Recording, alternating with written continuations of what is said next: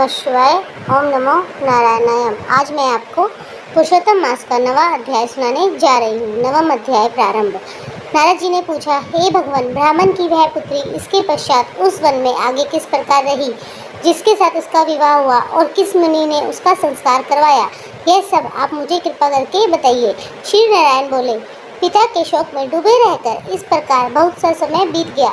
एक समय सहसा ही उस वन में महाक्रोधी दुर्वासा ऋषि अपने आप वहां पधारे और उसके निवास स्थान पर आ पहुँचे और उसकी यह दीन दशा देखी।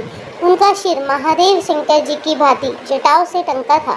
श्री कृष्ण अर्जुन से बोले, ये दुर्वासा ऋषि वही है जिन्होंने तुम्हारी माता की पूजा से प्रसन्न होकर उन्हें देव आवाहन शक्ति प्रदान की थी। एक बार रुक्मणी के साथ जाते समय मैंने उन्हें रथ में बिठा लिया। मार्ग में दोनों को प्यास न सताया। रुक्मणी ने अपने सूखे अधरों और तातू को दिखाकर मुझे जल लाने को कहा। मैं जल के हेतु पदाघात करता हुआ चला और प्रिया के प्रेम में निमग्न हो उसे भोगवतीपुरी ले गया। वह रुक्मणी ने कृशा प्यास को शांत किया। महर्षि दुर्वासा का तत्क्षण महाक्रोध हुआ और परलग्नि की भांति उठकर उन्होंने श्राप दिया, हे कृष्ण, तुम सदा अपनी प्रिया के प्रेम में निमग्न रहते हो। तुमने उसके ही कारण मेरा तिरस्कार किया है और अपनी श्रेष्ठता दिखाकर वह पानी पीती है, अतः तुम दोनों का वियोग होगा। अनेकों तीर्थों के जल से जिनकी जटाएं भीगी रहकर जिनको सुशोभित करती है, ऐसे ही महान तपस्वी महर्षि दुर्वासा को उस ब्राह्मण बालिका ने देखा। तब वह अपने शोक विहल मुख को ऊपर उठाकर ऋषि को नमस्कार करते हुए उठ खड़ी हुई और उन्हें अपने आश्रम ले गई। अपनी कुटिया में महर्षि दुर्वासा का अर्घ्य पाद एवं नाना प्रकार के जंगली फल फूलों से आतिथ्य करके वह बालिका विनय करती हुई बोली, ए महाभाग, अत्रि गोत्र कुल के सूर्य, आपको मेरा नमस्कार है। आपके आगमन से ही मेरे भाग्य का उदय हुआ है। आज मेरे सभी व्रत सफल हुए हैं, सभी पुण्य सफल हुए हैं और मेरा जीवन सफल हुआ है। ऐसे वचन कहकर वह बाला मौन हो गई। आतिथ्य से संतुष्ट और प्रसन्न महर्षि दुर्वासा उस कन्या से बोले, हे पुत्री, तुम बहुत धन्य हो।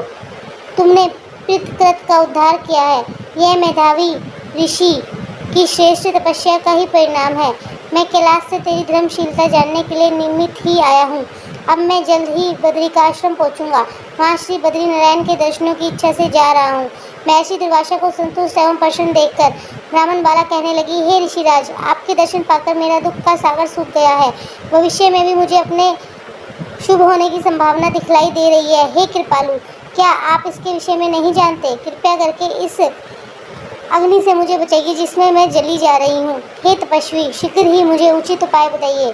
मुझसे विवाह करने की कोई भी इच्छा नहीं करता। क्या मैं शुद्रा हो जाऊंगी? इसी वजह से तो मैं नहीं जी पा रही। भोजन की इच्छा भी नहीं होती है। हे मुनिराज, अब तो मृत्यु के अतिरिक्त मुझे कोई भी और मार्ग नहीं सूझता। यह अध्याय पुरुषोत्तम मास का संपूर्ण हुआ। इसके आगे की कथा इसके अगले अध्याय में बताई जाएगी। धन्यवाद दोस्तों।